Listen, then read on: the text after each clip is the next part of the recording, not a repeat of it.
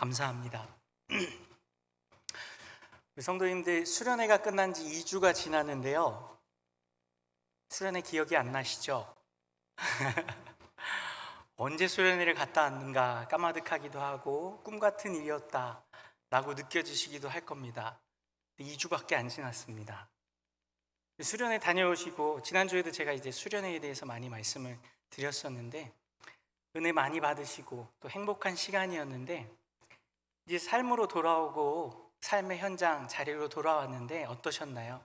제가 지난주에는 삶의 자리는 고통의 자리이고, 또 그 고통을 하나님이 우리에게 주시는 의미가 있고, 그 고통을 회피하거나 내 힘으로 치우려고, 그것을 해결하려고 하면 할수록 더 어려워질 뿐이다. 그 고통 속에 담겨있는 하나님의 의도와 의미들을 우리가 파악하고 그것을 인내하고 견뎌내는 것이 필요하다라는 말씀을 나누었는데, 어떠신가요? 한 주 더 지나고 나니까 더 여실히 느껴지시죠? 우리의 삶은 현실입니다. 그래서 저는 이런 말을 가끔 합니다. 우리의 믿음의 자리, 우리의 신앙의 자리는 현실이다. 교회나 수련회장이나 예배 시간만이 아니라 진짜 우리의 신앙이 꼽히는 곳, 진짜 우리의 신앙이 증명되는 곳은 우리의 삶의 자리이고, 우리의 가정이고, 직장이고, 학교이고, 사람들과의 만남 속에서 우리의 그 신앙이 제대로 열매 맺고 꼽히는 것 같습니다. 어떠십니까? 우리 성도님들 동의하십니까? 근데 우리가요, 참 하기 힘든 게 현실 속에서, 우리 일상 속에서 믿음으로 살아내는 것이 참 어렵습니다. 왜냐하면 현실은 어떻습니까? 녹록지가 않습니다. 우리가 은혜 받은 것처럼, 말씀에서 하시는 말씀처럼 쉽고, 또 우리에게 늘 은혜가 있고 하나님의 도우심과 하나님의 기적이 우리 삶 속에서 넘쳐 흐르면 참 좋겠는데 어떻습니까? 참 이례적입니다. 우리 삶에서 뭔가 큰 기적과 같은 일들, 또 뭔가 아주 형통한 일들은 이례적이고 일회적입니다. 가끔씩 있는 일이고요, 어쩌다 한번 있는 일이라는 뜻이에요. 항상 있는 일이 아니에요. 그럼 어떻습니까? 항상 있는 일은 힘든 일들이에요. 어려운 일들이에요. 그리고 우리가 살아가는 삶의 현장, 가정, 직장, 사회, 또 내가 만나는 사람들은 믿음의 사람들이 아닌 경우가 더 많습니다. 믿는 사람들은 교회 안에만 있고요, 요즘 세상으로 나아가면 어떻습니까? 믿는 사람을 만나기가 어렵습니다. 설령 회사나 직장 이런 곳에서 믿는 사람을 만나더라도요, 그분도 교회를 다니고 나도 교회를 다니더라도요, 일을 하는 데 있어서는 어떻습니까? 신앙과는 무관하게 살아가는 경우가 많습니다. 회사에서 일을 한다든지 사회에서, 또 이웃들과의 관계 속에서 우리는 신앙적으로 믿음을 가지고 그들을 대하고 그들에게 하나님의 마음으로 다가가고 싶은데 어떻습니까? 그들은 전혀 그렇지 않습니다. 굉장히 계산적으로, 오늘 오전 말씀처럼 우리 그들에게서 손에는 집어넣지도 보지 않으려고 하는 그런 철두철미한 그런 계산적인 마음으로 다가오다 보니까 우리도 어떻습니까? 우리 자신을 방어해야 돼요. 왜냐하면 그렇지 않으면 손해보게 되고 그들이 우리를 자꾸 속이게 되고, 흔히 말하는 속된 말로 우리를 등쳐먹으려고 하고, 그런 세상처럼 느껴집니다. 우리는 그러한 현실 속에서 살아가는 것이 사실입니다. 근데요, 하나님은 우리가 이 현실 속에 살아가는 것을 모르지 않으십니다. 중요한 것은 거기에 있어요. 우리의 교회와 말씀 속에서 수련회장이라든지 은혜 받는 그 시간에만 하나님이 우리의 삶에 역사하시고 우리와 함께 하시는 게 아닙니다. 오히려 하나님은요, 저와 우리 성도님들의 삶을 더 잘 알고 계십니다. 그래서요, 사실은 성경 속에 나오는 많은 사건들, 또 하나님이 역사하신 그 역사들은요, 오히려 더 현실적입니다. 성경이 기적으로, 또 하나님이 베푸시는 은혜로만 가득 찬 것 같지만요, 사실 성경 속에 있는 많은 이야기들은요, 많은 사건들은요, 현실적이고요, 매우 우리 일상과 맞닿아 있다는 것을 우리가 느끼게 됩니다. 오늘 본문도 마찬가지입니다. 오늘 본문의 사건은요, 이제 다윗이요, 드디어라는 표현을 썼습니다. 드디어 어떤 길을 가게 됩니까? 도망자의 삶을 살게 됩니다. 성경학자들은 한 10여 년 정도 된다고 생각하고 있습니다. 사울이 다윗을 죽이기로 천명하고 신하들에게 그를 죽여라, 그리고 그를 죽이기 위해서 혈안이 되어서 나마나롯까지 쫓아가고, 이로 인해서 다윗이 그 사울을 피하여 도망하기 시작한 것, 그리고 그 도망의 세월이 10여 년이 넘는 세월을 겪게 됩니다. 이것은 무엇입니까? 다윗에게는 현실입니다. 그의 일상의 삶은 이제 무엇입니까? 이 이전처럼 골리앗을 때려잡고 온 이스라엘 백성들이 그를 추앙하고 또 사울의 자녀들까지도 다윗을 사랑할 만큼 사랑을 받는 자의 삶에서 어떤 자의 삶으로 바뀌게 됩니까? 도망자의 삶, 죽음이 항상 뒤따라다니는 삶을 10여 년이 넘는 세월 동안 살아내게 되는 것이 바로 다윗입니다. 그 시간 동안 다윗은 어떻게 합니까? 현실을 살아내는 것처럼 느껴집니다. 근데 사실은 다윗이 처음 하나님께 기름 부음을 받았을 때부터 이미 그 모든 것이 현실이었고요, 그 모든 다윗의 삶 속에서 하나님이 어떻게 하셨습니까? 함께 하셨습니다.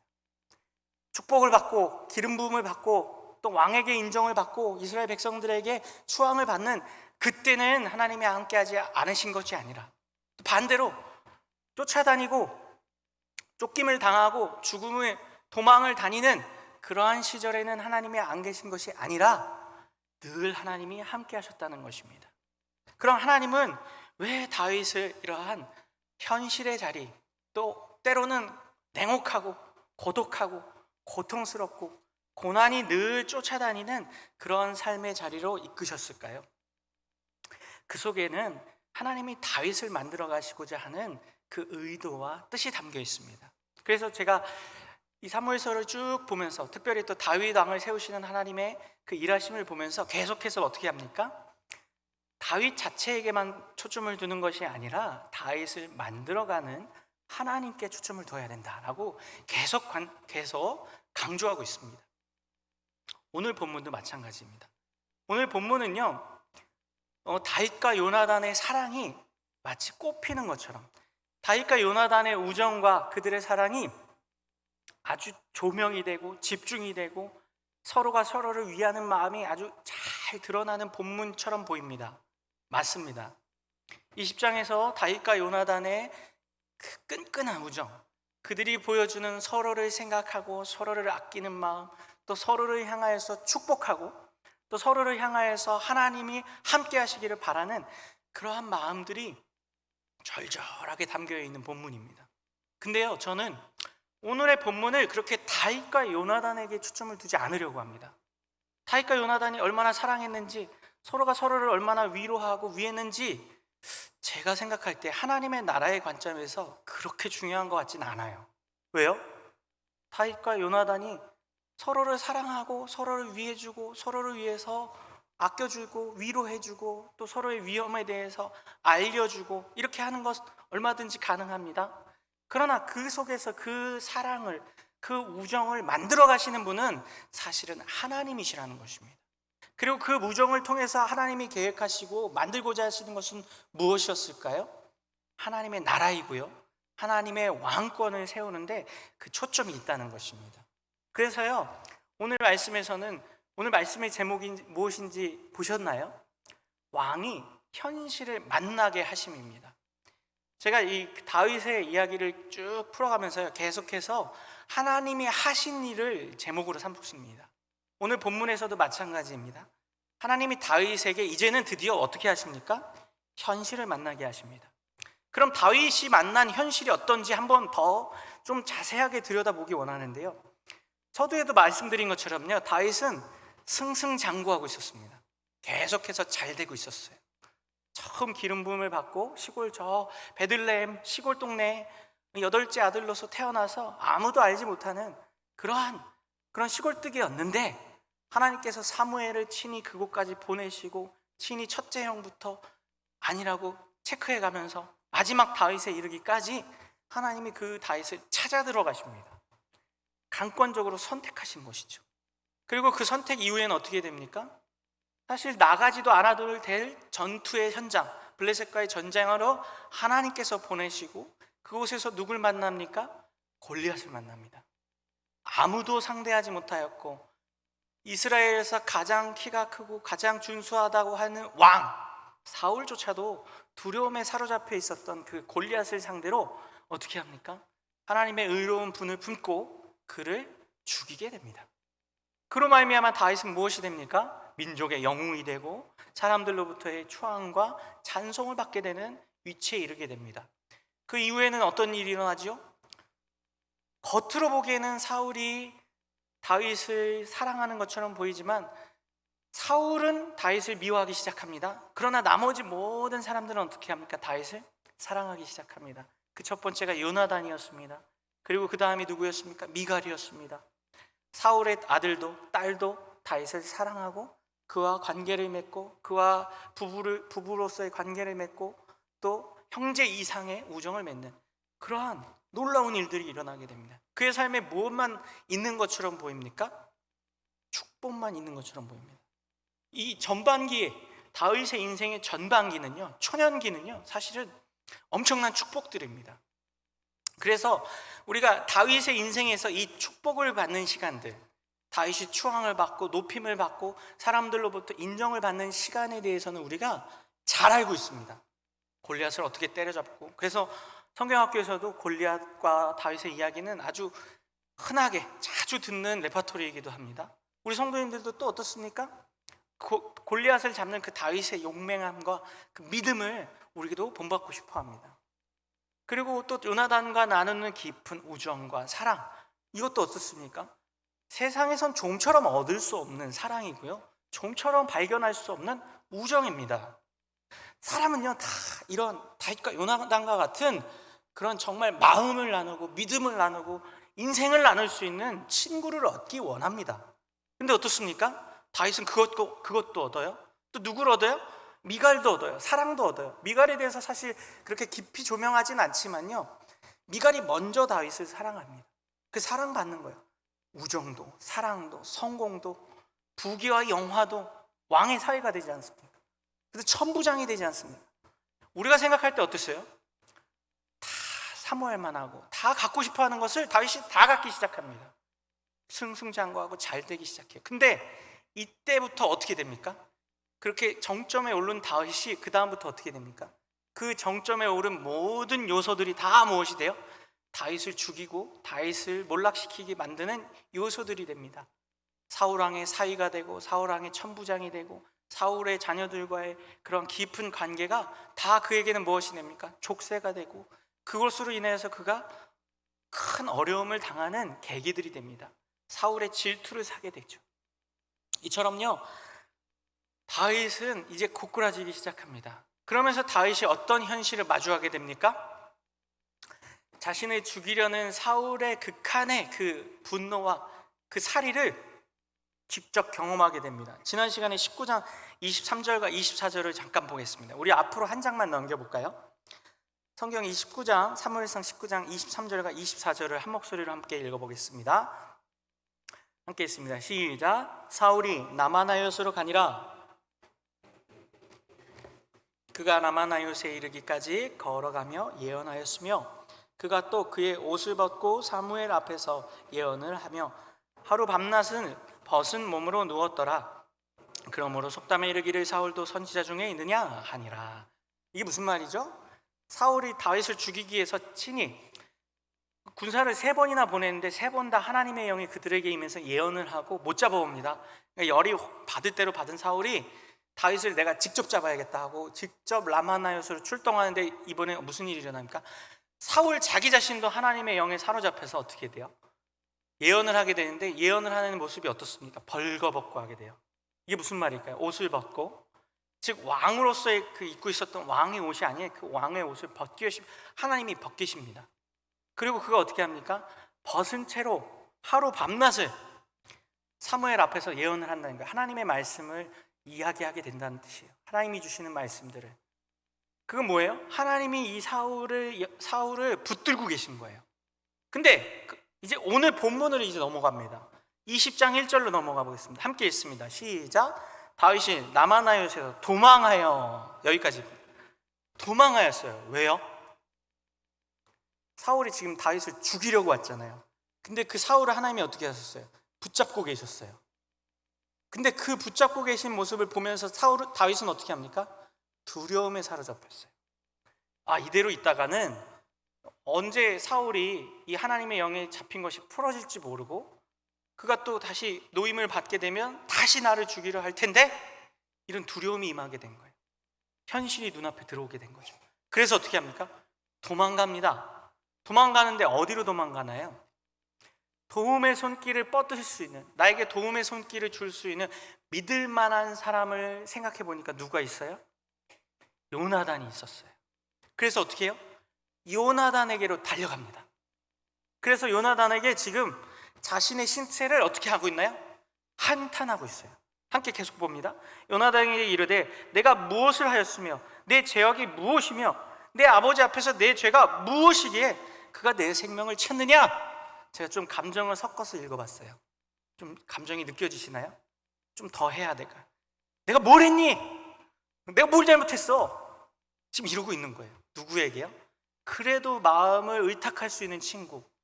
여기서 나이 차이가 많아요. 요나단과 다윗은. 친구라고 생각하는, 우리가 그런 생각하는 그런 동년배의 친구는 아니에요. 근데 뭐예요? 자신의 마음을 의지하고 터놓고 이야기할 수 있는 사람이, 유일한 사람이 누구예요? 요나단인 거예요. 그에게 뭐 하는 거야? 나 왜 이러고 사니? 너희 아버지 왜 그러는 거야? 할 수 있는 그런 한탄, 어리광이라고도 할 수 있고 응석이라고도 할 수 있을 것 같아요. 그 모든 것을 이렇게 풀어내고 있는 거예요. 왜요? 왜 그럴까요? 자신의 신세를 한탄한다고요. 이 말 속에 우리 정서에서는 이 말이 무슨 말인지 다 아십니다. 우리 성도님들 특히 잘 아실 거예요. 우리 성도님들도 어쩔 때 신세를 한탄하십니까? 누구에게 신세를 한탄하시나요? 정말 믿을 만한 사람, 친정 어머니가 될 수도 있고, 아니면 정말 나와 40년 지기, 60년 지기, 평생 지기 친구일 수도 있고요. 아니면 교회 안에서 정말 마음을 터놓고 교류하는 성도들, 권사님, 집사님, 장로님이실 수도 있고요. 그 누군가에게 어떻습니까? 집에서 일어나는 일들, 자식에 대한 일들, 남편에 대한 고통, 아내에 대한 부담감, 이러한 일들을 우리는 어떻게 합니까? 그 사람에게 한탄을 합니다. 지금 다윗이 그러고 있는 거예요.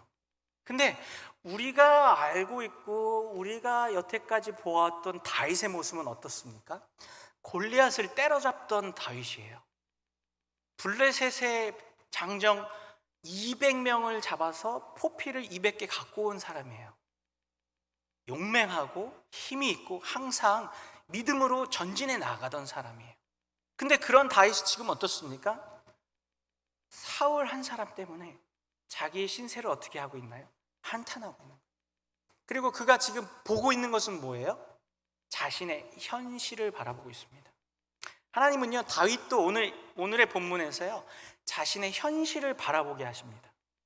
자기가 놓여 있는 현재의 상황, 지금 내가 처해 있는 어려움, 그리고 나를 힘들게 하는 그 사람, 이 모든 걸 보게 하세요. 이 모든 모습을 보니까 어떤 느낌이 드십니까? 다윗에게서 그 전에 우리가 느끼던 골리앗을 때려잡고 하나님을 찬양하고 전쟁은 하나님께 속한 것이다라고 믿음으로 선포하던 그 다윗의 모습과 지금 친구 요나단에게 찾아가서 자신의 신세를 한탄하며 억울해하고 힘들어하고 있는 이 다윗의 모습을 보면서 어떤 생각이 드시나요? 저는 이 모습을 보면서요, 다윗도 나랑 다른 게 없네 라는 생각을 하게 됐습니다. 다윗도 힘든 일이 생겨나고 정말 감당하기 힘든 일이 자기 눈앞에 딱 일어나니까 어떻게 됩니까? 우리랑 다를 바가 없는 거예요. 현실에 매몰되어서 그 현실의 무게와 두려움 때문에 하나님을 바라보지 못하고 그 현실의 문제들, 내 눈앞에 있는 사울, 나를 괴롭히는 그놈, 거기에만 집중을 하는 거예요. 그리고 그것을 하나님께 기도하고 하나님께 토로하는 게 아니라 누구한테 토로하고 있나요? 요나단한테 찾아가서 요나단한테 토로하고 있다니까요. 그러니까 어때요? 저는 너무 다윗이 친근하게 느껴졌어요. 오늘 본문에서. 다윗이 나랑 다른 게 하나도 없구나. 이 이전에는, 그리고 이 이후에도 사실 저랑 닮은 구석이 하나도 없거든요. 근데 오늘의 본문의 사건에서는 너무 저랑 닮은 거예요. 힘든 일이 생기니까 그 힘든 일 때문에 힘들어하고 괴로워하고 그 괴로움을 어찌할 수 없어서 도망가는데 또 도망가는 게 하나님 품으로 도망가는 게 아니라 누구에게 도망가요? 자기의 마음을 의탁할 수 있는 친구, 사람에게 도망가고 그 사람에게 또 뭐예요? 원망하고. 왜요? 너희 아버지잖아. 그러니까 너도 일정 부분 책임 있는 거 아니야? 지금 이러고 있는 거거든요. 하나님은 왜 다윗에게 이러한 현실을 만나게 하셨을까요?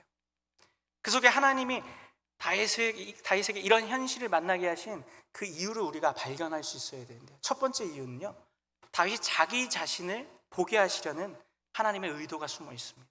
뭐라고요? 다윗 자기 자신을 보게 하시려는 하나님의 의도가 숨어 있다고. 이 모든 어려움의 현실, 자신을 죽이려는 사울 왕, 그리고 아무도 도와줄 수 없는 상황.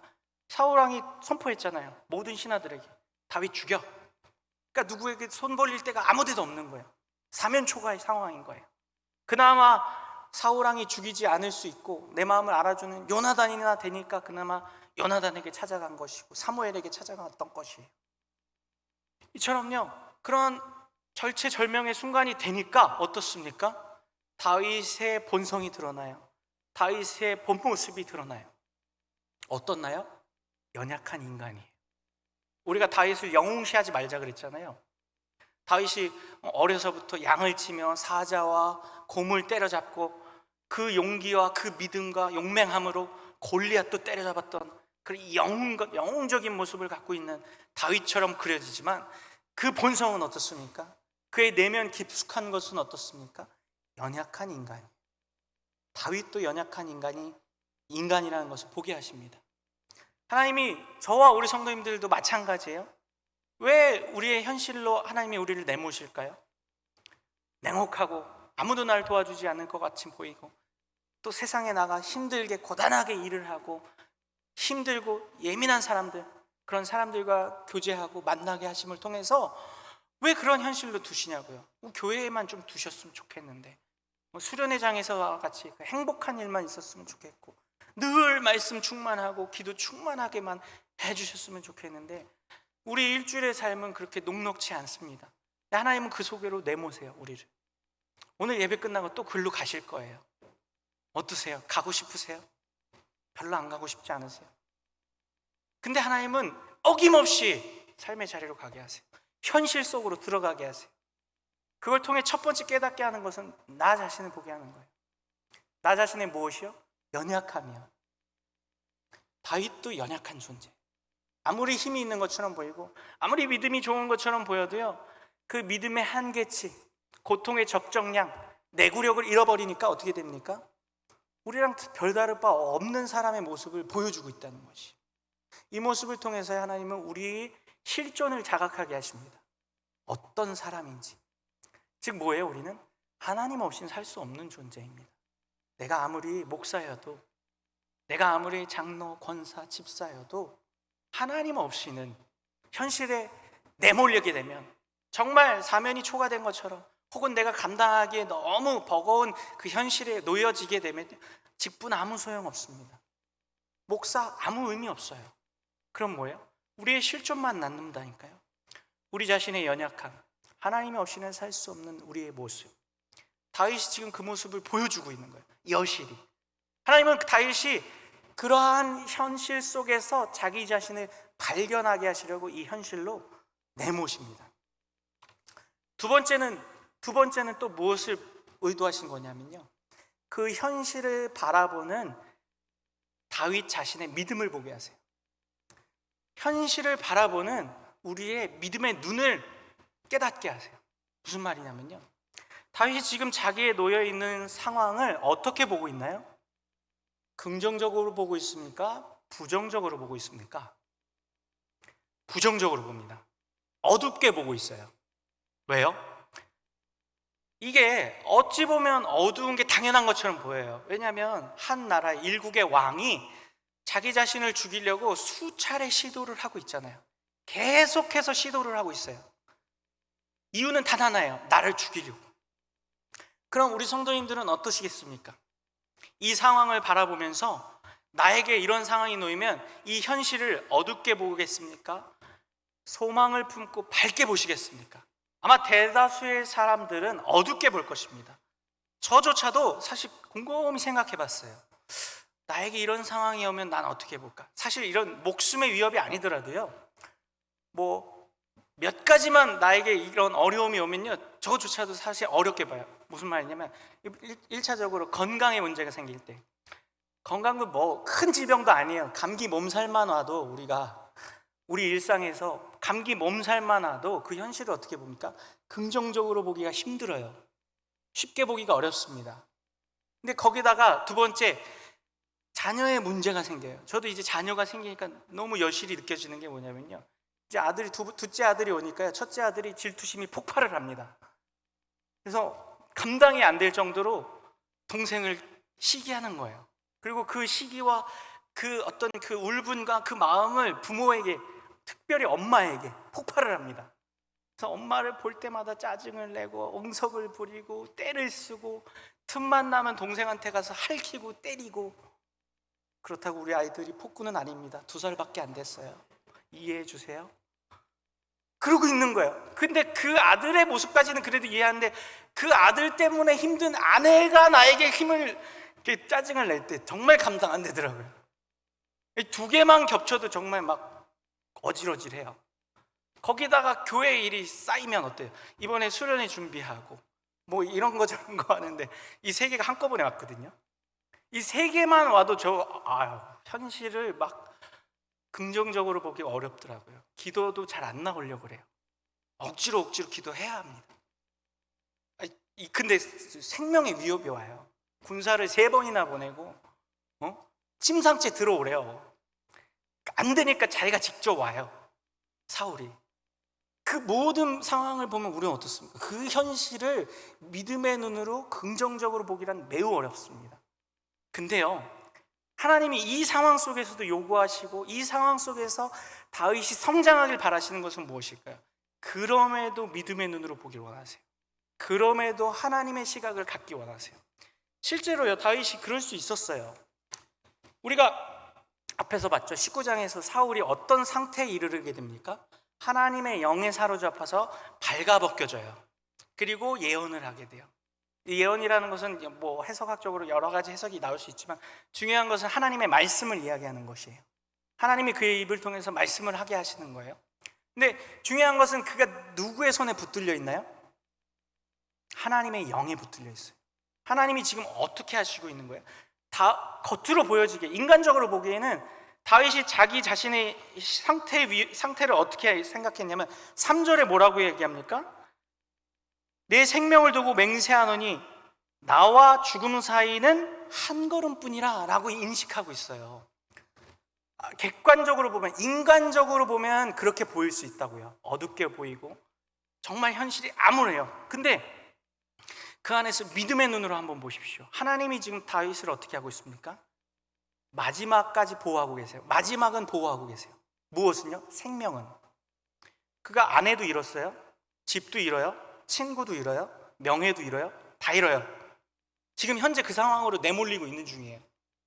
한순간에 그가 높이 쌓았던 그 모든 것이 한순간에 와라라라 무너지고 있는 순간이에요, 지금. 근데 하나님이 그게 무엇은 보호하고 계십니까? 하나님의 강권적인 손으로 생명을 보호하고 계세요. 왜요? 사울이 찾아왔는데 하나님이 사울을 어떻게 하셨어요? 하나님의 영으로 그를 막으세요. 발가벗기신다고요. 그리고 하나님의 영으로 예언하게 하신다고. 이게 뭐 하고 계신 거예요? 다윗을 지키고 계신다는 것을 보여주고 계세요. 다윗의 마지막 생명만큼은 하나님이 보호하고 계신다는 것을 여실히 느낄 수 있게, 믿음으로 느낄 수 있게 강하게 보여주시는 사건이에요. 기적적인 사건이죠. 그럼 이 안에서 우리가 발견해야 될 것, 우리가 찾아야 할 것은 무엇일까요? 어두운 현실을 바라보면서 감당 안 되는 죽음의 위협을 바라봐야 할까요? 사울만을 바라봐야 할까요? 아니면 그 속에서 하나님을 바라봐야 할까요? 하나님은 사울이요, 이 모든 현실 속에서 하나님을 발견하는 법을 배우게 하시려는 거예요. 실제로 다윗은요, 암울한 현실, 정말 위험한 현실 속에서도 하나님을 보았던 경험이 있습니다. 언제요? 골리앗과의 싸움에서요. 골리앗이 자기 눈앞에 있을 때 다윗이 어떻게 했습니까? 사무엘상 17장 47절에 이렇게 말합니다. 또 여호와의 구원하심이 칼과 창에 있지 아니함을 이 무리에게 알게 하리라. 전쟁은 여호와께 속한 것인즉 그가 너희를 우리 손에 넘기시리라 라는 고백을 합니다. 어떤 상황의 고백인지 우리가 너무 잘 알아요. 골리앗 앞에서 골리앗과 1대1의 그 대결을 하는 가운데 골리앗에게 선포하는 말씀이에요. 근데 그 골리앗과 다윗이 싸워야만 했습니까? 안 싸우면 안 되는 일이었나요? 아니요, 전혀. 그는 징집 대상도 아니었다니까요. 그럼에도 불구하고 그가 믿음의 눈으로 하나님을 바라보던 자였기 때문에 골리앗을 보고 참을 수가 없었던 거예요. 그래서 어떻게 합니까? 골리앗과 싸웠던 거예요. 그가 발견한 것은 무엇이에요? 이 모든 상황 속에서 오히려 반대로 이 상황 속에서 모든 이스라엘 백성들이 현실에만 눈을 두고 있었어요. 골리앗, 블레셋 군대, 이길 수 없어. 이 모든 상황에 눈을 두고 있었던 사람들 속에서 유일하게 누가 믿음의 눈을 갖고 있었습니까? 유일하게 누가 믿음으로 하나님을 바라보고 있었나요? 다윗이었어요. 근데 오늘의 본문의 상황으로 접어드니까 어떻게 됩니까? 믿음의 눈은 온데간데 없어요. 하나님을 바라보는 눈은 온데간데 사라지고 어떻게 됩니까? 사울만 보이는 거예요. 자신의 목숨을 위협하는 그 상황만 보이는 거예요. 현실만 눈앞에 들어오는 거예요. 이걸 통해서 다윗이 무엇을 발견하게 될까요? 발견해야 할까요? 자신의 믿음의 상태를 보는 거예요. 아, 내가 이 이전에는 하나님을 바라보고 골리앗에게서도 당당하게 나아갈 수 있었던 그런 믿음의 눈을 가지고 있었는데 지금의 상황은 어떻습니까? 하나님을 보지 못한 채 자신 눈앞에 있는 현실에만 시선을 두고 있는 거예요.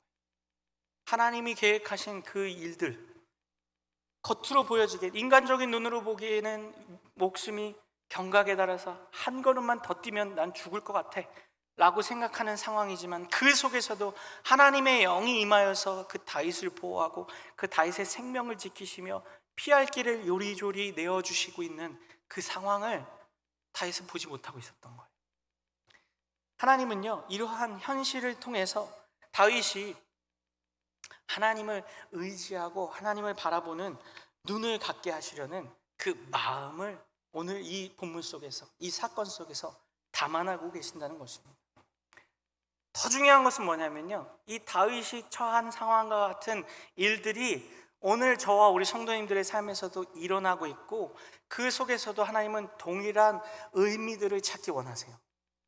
저와 우리 성도님들의 삶 속에서도요, 물론 다윗과 같이 정말 목숨을 경각에 달하는 일은 아닐 수 있습니다. 그러나 다윗처럼 너무 어둡게만 보이고 힘들게만 보여지는 현실들이 늘 찾아옵니다. 근데 그 찾아오는 현실 속에서 우리 성도님들은 무엇을 바라보십니까? 그리고 그 현실을 또 넘어가게 하십니다. 그냥 시간이 흘러서 이 또한 지나가기도 하고요. 혹은 여러 가지 방편을 통해서 여러 사람들을 통해서 도움을 받기도 하십니다. 중요한 것은요, 어두운 현실, 어렵고 힘들 것처럼 넘어가지 못할 것처럼 여겨지는 그 현실을 여전히 넘어오면서 지나오면서 사셨다는 것이에요. 근데 중요한 건 그런 현실들을 지나오고 살아오면서 우리는 하나님이 주시는 그 마음을 깨닫고 있느냐예요. 그 현실을 넘어왔다. 어두운 현실, 힘든 현실, 고단한 그런 내 일들, 상황들 넘어왔다가 중요한 게 아니라 넘어오면서 그 속에서 하나님이 우리에게 깨닫게 하시는 바를 우리가 깨달았느냐를 돌아보자는 것입니다. 저도요, 인생을 오래 살지 못해서 많은 경험은 없지만요, 살면서 인생 가운데서 어둡고 힘든 경험들이 있었는데요, 그 중에 한 가지가 뭐였냐면, 저도 지금은 이제 아들 얘기 제가 많이 하잖아요. 왜 많이 하는 줄 아세요? 저희 아들을, 소중한 아들을 주셨기 때문이에요. 무슨 말이냐면, 제가 이 아들이 태어나기 전에 2번 유산을 경험했거든요, 저희 아내가. 근데 이 아이를 2번 유산하는 경험을 통해서요, 하나님이 오늘 하나님의 내 삶에서 현실을 바라보게 하시는 하나님의 마음을 깨닫게 하셨어요. 다윗과 같은 그런 어떤 아주 큰 산과 시험은 아니었다 할지라도요, 우리 각각 개개인의 삶 속에서 맞닥뜨리는, 나에게는 너무나도 힘들고 넘기 어려운 산과 같은 일들을 아마 우리 성도님들도 다 경험하셨을 겁니다. 저에게는 그 아이를 잃었던 2번의 유산의 경험이었어요. 첫 번째 아이가 이렇게 결혼하고 한 5개월 만에 이렇게 찾아왔거든요. 근데 한 달이 안 돼서 계류 유산을 하게 됐어요. 근데 그때의 마음이 너무 아픈 거예요. 결혼을 하고 첫 아이를 주셨는데 그 별다른 이유 없이 그냥 이렇게 아이가 유산이 됐거든요. 근데 그 경험을 하면서 제 마음속에 너무 그 현실에 매몰되게 되는 거예요. 그 현실의 그 안타까움과 시를, 슬픔, 또 때로는 분노의 마음도 드는 거예요. 하나님 왜? 그때 제가 사역하고 있던 전도사 시절이거든요. 하나님, 제가 하나님의 일을 하는 가정인데 이렇게 아이를 생명을 주셨다가 생명을 이렇게 거두어 가시면 어떡합니까? 막 원망까지 나오게 되더라고요. 그러면서 또 조금 시간이 지나니까 말로 표현하진 않았지만 제 마음속에 잘잘못을 따지는 거예요. 내 잘못인가? 아내 잘못인가? 아니면 상황 잘못인가? 아니면 의술의 잘못이야? 뭐야? 하나님의 잘못이야? 지극히 뭐예요? 인간적인 눈으로 내게 놓여있는 현실과 상황을 비판하기 시작해요. 불평하기 시작해요. 막 마음속에 어두움만 가득 차기 시작해요. 마치 다윗처럼요. 감당이 안 되는 거예요. 그런데 그렇게 마음에 절망과 슬픔을 품고 있던 저에게 그때 사역하던 교회 담임 목사님이 위로하시면서 하신 말씀이 뭐냐면, 박 목사 그 아이를 잃은 것에 대해서 너무 절망하지 말길 바래요. 그러면서 하시는 말씀이, 다른 사람을 위로할 수 있는 위로 자격증을 받았다고 생각하세요. 이러시는 거예요. 근데 그 말이 한 개도 위로가 안 돼요. 아니, 목사님 참 어떻게 그렇게 말씀하시지? 아니, 위로 자격증을 꼭 이렇게 받아야 돼? 그리고 목회자라고 꼭 그런 걸 다 받아야 합니까? 말은 안 했지만 속으로 그 불평불만이 드는 거예요. 그 말이 하나도 내 마음속에 와닿지 않고, 위로 자격증? 그런 게 왜 필요해? 이런 마음만 드는 거예요. 근데 그 상황 속에서 하나님이 보게 하신 게 뭐냐면요, 위로 자격증을 받고 안 받고가 중요한 게 아니에요. 하나님의 시각으로 내 현실의 문제를 바라보라는 사인을 주시더라고요. 무슨 말이냐, 내게 일어난 그 유산의 사건이 뭐 제가 잃은 것도 아니고 아내가 잃은 거죠. 사실은 저는 옆에서 지켜볼 뿐이죠. 근데 그 유산의 사건이 인간적인 눈으로 보고 불평불만으로 보고, 심지어는 하나님을 원망하고 잘잘못을 따지는 그런 지극히 인간적인 마음으로 계속 흐르고 있던 저의 마음에 하나님이 돌을 던지시면서, 그거 하나님의 눈으로 좀 봐봐. 이 인생의 문제에 그 아이를 잃은 문제를 하나님의 시선으로 좀 봐봐. 그러면서 그 문제를 다시 보게 하세요. 그러면서 기도하게 하시더라고요. 그러면서 주시는 마음이 무엇이었냐면요, 진정한 생명의 주관자가 하나님이시구나. 내가 이 생명은 그냥 의학적으로 우리가 쉽게 생각하잖아요. 그리고 젊은 나이에 아이를 잃었으면 또 가지면 되지, 이러한 아니란 마음을 갖고 있었거든요, 사실은. 근데 그 속에서 생명을 주관하시고 생명을 허락하시는 분이 하나님이라는 마음을 갖게 하세요. 그리고 또 그 생명을 주신 것 자체가 축복이다라는 것이, 원래는 받을 자격이 없는데 생명이 생길 수 없을 수도 있는 것인데 주셨다는 것.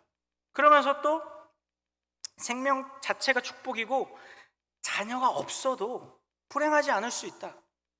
오히려 하나님이 나와 함께 하시면 자녀가 있건 없건 하나님으로 인해서 만족하고 감사한 삶을 살아낼 수 있어야 된다라는 이러한 하나님의 시각으로 현실의 문제를 바라보게 하시더라고요. 그러면서 그 일에 대해서 그 아이를 잃은 유산의 사건을 통해서 그 담임 목사님이 조언해 주셨던 조언이, 물론 전 그렇게 생각하진 않지만 처음에는 미웠던 그 마음, 이해가 되지 않았던 그 마음이 이해가 되는 거예요. 그분이 어떤 마음으로 위로하려고 하셨는지, 즉 하나님의 시선으로 보자라는 거예요. 하나님의 시선으로 내 현실의 문제, 아픔의 문제, 고통의 문제를 바라보자라는 그런 의도에서 그 말씀을 하셨던 것이, 그 마음을 겪고 나니까 두 번째 1년 후에 또 한 번 유산을 경험했는데, 그때는 좀 더 다른, 그 전과는 다른 시리에 빠지거나 절망하지 않을 수 있는 힘이 조금 더 생기더라고요. 그리고 세 번째는 우리 지금 첫째 아이가 생겼는데요, 그 아이가 들어서고 아이가 출산하게 되니까요, 그 아이의 생명을 대하는 마음 자체가 너무 달라져 있어요. 이 생명을 하나님이 주신 것이고 이 생명의 주관자가 하나님이시다라는 것이, 저의 경우를 들어서 얘기를 드린 건데요, 이 속에서 원리를 발견하셔야 돼요. 생명을 즉 무슨 말이에요? 우리 삶의 현실, 문제들, 어려운 일들, 꼭 그런 어떤 생명에 관련된 일이 아니어도 얼마든지 있을 수 있습니다. 회사에서 상사와의 관계, 혹은 직장 동료와의 관계, 가정 안에서 남편과 아내와의 관계에서의 문제들, 자녀를 양육하는 그 양육하는 삶 속에서의 어려움들, 또 교회 안에서 교우 간에 혹은 부서 간에 혹은 헌신하는 그런 직분자들 간에 이런 어려운 현실의 문제들을 맞닥뜨릴 수 있어요. 관계 문제뿐만 아니라 뭐 재정적인 어려움일 수도 있고 건강의 어려움일 수도 있고 수많은 우리의 삶의 문제들을, 현실의 문제들을 우리가 맞닥뜨릴 수 있습니다. 그때 우리는 어떤 눈으로 보아야 할까요? 인간의 마음으로, 인간적인 시선으로 그 문제를 어떻게 하면 인간적으로 풀어낼까? 어떻게 하면 돈으로 이걸 잘 해결할까? 어떻게 하면 건강을 회복할까? 어떻게 하면 인간적으로 말을 잘해서 관계를 좀 풀어볼까? 순전히 뭘로만 보고 있어요? 인간적인 눈으로만 보는 거예요. 근데 그때 어떻게 해야 합니까? 하나님의 시선으로, 하나님의 마음으로 그 문제들을 바라보게 하신다는 것이. 우리 현실의 문제에 맞닥뜨리면 우리도 다윗처럼 현실 속에서 어두운 면이 나타날 수 있고 믿음이 연약해질 수 있다는 것을 보게 하십니다. 근데 오늘 본문을 이제 쭉 계속해서 보기 시작하면요, 어떻게 됩니까? 요나단이 이제 다윗을 어떻게 해요? 도와줍니다. 요나단이 자기가 나서서 사울의 의중을 살피겠다고 합니다. 그리고 요나단이 실제로 어떻게 합니까? 사울의 의중을 살피다가 사울의 심기를 건드려요. 사울이 분노합니다. 아니 이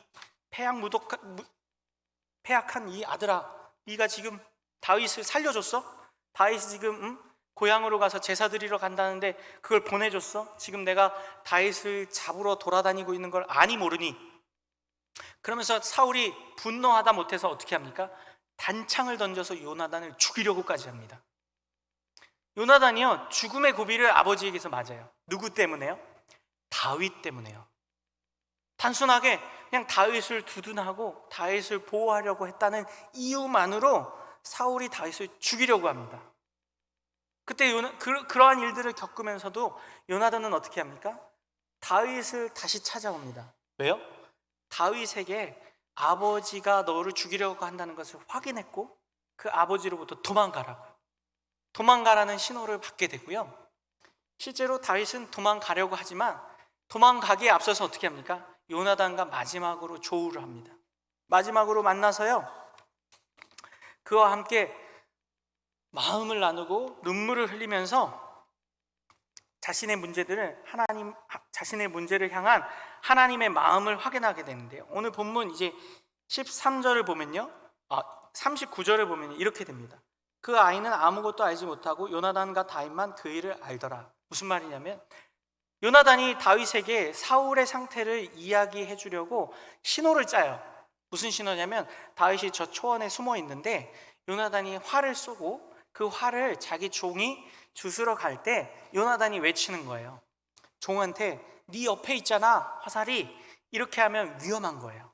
근데 그 종보다 네 뒤에 있어, 앞에 있잖아, 이렇게 표시를 하면 다윗이 위험하지 않은 거예요. 그 사전에 미리 짠 거예요, 다윗과 요나단이. 그러면서 사울이 지금 다윗을 죽이려 하는 상황이라는 것을 그 신호를 통해서 알려줍니다. 뭐 어떤 신호를 알려줘요? 위험하다. 사울 왕이 지금 너를 죽이려 하고 하니까 빨리 네 갈 길로 가라, 도망가라 라고 신호를 줍니다. 그러고 난 다음에 요나단이요, 자기 무기를 그 종에게 시켜서 야, 성으로 갖고 들어가. 그리고 다윗과 요나단만 남는 상황을 만들고요, 41절로 이렇게 이야기합니다. 아이가 가매 다윗이 곧 바위 남쪽에서 일어나 땅에 엎드려 3번 절한 후에 서로 입 맞추고 같이 울되 다윗이 더욱 심하더라. 42절입니다. 요나단이 다윗에게 이르되 평안히 가라. 우리 두 사람이 여호와의 이름으로 맹세하여 이르기를 여호와께서 영원히 나와 너 사이에 계시고 내 자손과 내 자손 사이에 계시리라 하였느니라 하니 다윗은 일어나 떠나고 요나단은 성읍으로 돌아가니라 라고 말합니다. 뭡니까? 요나단이요, 이제 다윗과 마지막 인사를 나누기 위해서 옵니다. 근데 인사를 나누는 모습이 좀 특이해요. 오늘 본문 지금 42절을 읽을 때 어떤 느낌이 드십니까? 지금 위험에 처한 사람은 누구예요? 다윗이에요. 그리고 그 위험을 알려주는 사람은 누구예요? 요나단이에요. 근데 지금 요나단이 뭐라고 얘기하죠? 다윗에게 여호와의 이름으로 맹세하여 이르기를 여호와께서 영원히 나와 너 사이에 계시고 내 자손과 내 자손 사이에 계시리라 하였느니라. 뭐래요? 지금 위험에 처한 다윗을 놓고 너와 우리 사이에 여호와가 함께 계시다라는 거예요. 갑자기 이제는 이별하는 상황이거든요. 떠나보내는 상황이에요. 근데 그 상황 속에서 요나단이 지금 누구를 상기시켜주고 있습니까? 여호와 하나님을 상기시켜주고 있어요. 우리 사이도 사이이지만 그 속에 계신 분이 누구라는 거예요? 여호와 하나님이라는 거예요. 즉 무슨 말이에요? 지금 아버지 사울왕의 그 죽음의 위협으로 이제 너가 도망가야 되는데, 도망가는데 우리 사이에 너 안에 누가 계신 걸 잊지 말라는 거예요. 여호와 하나님이 계시다는 것을 잊지 말아라. 잘 가라. 내가 너를 떠나보내고 나는 내 갈 길로 가지만 너는 너 갈 길로 가지만 그러나 우리 사이에는 누가 계시다는 걸 잊지 말래요. 여호와 하나님이 계시다는 걸 잊지 말래요. 다윗은 어떤 상황이었는데요? 현실에 매몰되어서 좌절하고 그가 불안해하고 두려워하고 있는 상황이었다니까요. 그래서 그것을 토로하고 그것을 도움을 요청하려고 요나단을 찾아갔던 것이고, 그 요나단은 지금 무엇을 상기시켜줘요? 여호와가 함께 하신다.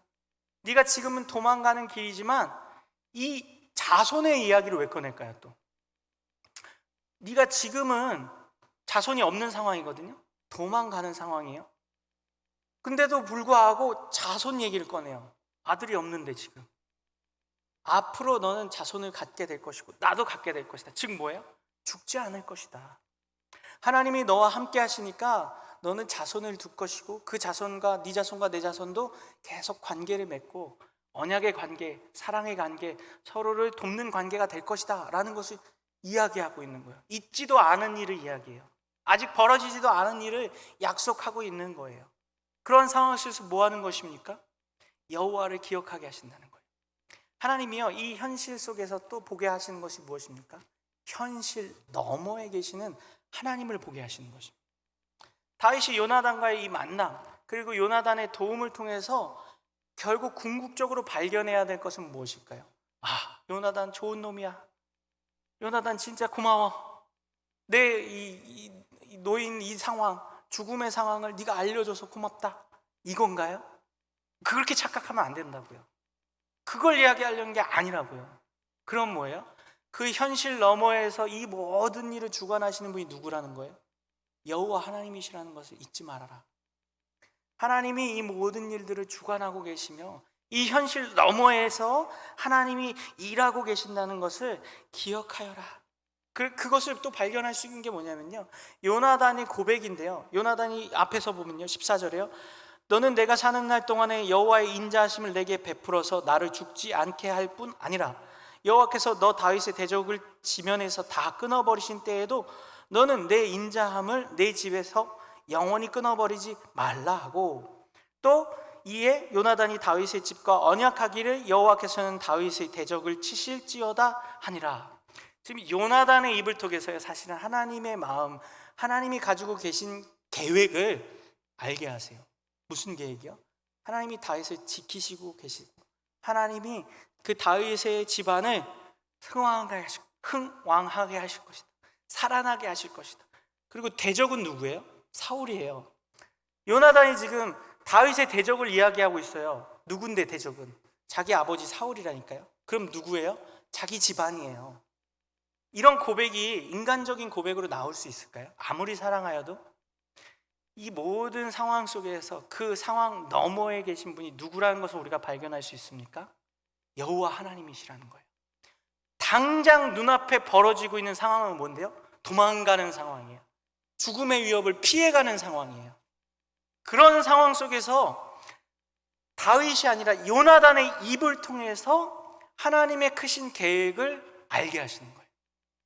이것이 하나님이 일하시는 방식입니다. 우리 앞에 놓여져 있는 현실이나 상황은 어둡게만 보이고 나를 힘들게만 하고 나를 죽일 것처럼만 보여지지만요, 그 현실 너머에 계신 하나님은 어떻게 하십니까? 우리를 이끌고 계신다는 것을 끊임없이 보여주세요. 끊임없이 깨닫게 하세요. 제가 말씀드렸던 저희 그 가정의 유산 사건이요, 아이를 잃었지만 내가 하나님의 눈으로 하나님의 말씀과 하나님의 마음을 발견하려고 하니까 어떻게 하십니까? 약속을 주시고 평안을 주시고 그 일 너머에 계신 하나님을 발견하게 하셨어요. 그래서 결국 어떻게 돼요? 아들을 둘이나 주셨어요. 뭘 주시고 안 주시고의 문제를 떠나서요, 하나님이 우리의 마음속에 평안을 주시고 하나님이 모든 일들을 계획하고 계신다라는 믿음을 더하고 계신다는 것입니다. 말씀을 마무리합니다. 오늘도 우리 삶 가운데 하나님은 일하고 계십니다. 근데 우리는 어떻습니까? 두려워하고 있어요. 현실에 눈을 두면서요. 하나님께 눈을 두고 하나님의 믿음의 눈으로 우리의 현실을 보기보다는 인간적인 마음으로 내 눈앞에 놓여있는 현실에 매몰되어서 그것만 보고 있기 때문입니다. 그러나 그 현실을 통해서 하나님이 보기 원하는 건 무엇이에요? 우리 자신이에요. 하나님 없이는 살 수 없는 우리 자신. 그리고 하나님을 의지하고 이 현실을 너머에 계신 그 하나님을 발견할 때 우리는 어떻습니까? 현실을 돌파하고 현실을 이겨낼 수 있는 힘과 은혜를 받을 수 있다는 것입니다. 능력을 받을 수 있다는 것입니다. 우리 이 믿음의 마음을 가지고 함께 결단하며 찬양하였으면 좋겠습니다. 아무것도 두려워하지 말라. 주 너의 하나님이 함께 하시고 동행하여 주시면 우리의 마음과 우리의 삶 속에서 두려워할 것이 없고 주저할 것이 없는 그러한 담대한 인생이 되어야 할 것입니다. 우리 그 믿음의 마음으로 함께 찬양하며 나아가겠습니다.